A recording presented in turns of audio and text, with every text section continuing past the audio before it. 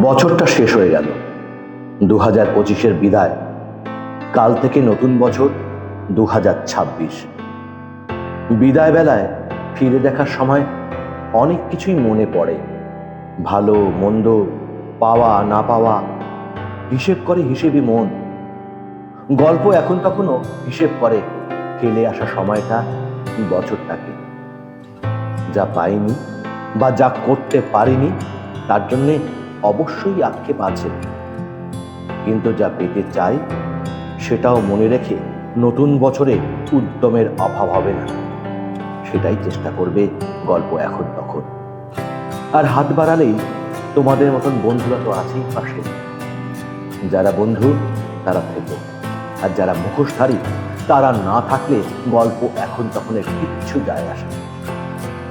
বন্ধুদের বিদায়ী বছরে বন্ধু থাকার জন্য ধন্যবাদ। আগামী বছরের জন্য পাশে থাকার আহ্বান। বন্ধু তোমায় গান শোনাবো পরের বছর, আগামীকাল থেকে।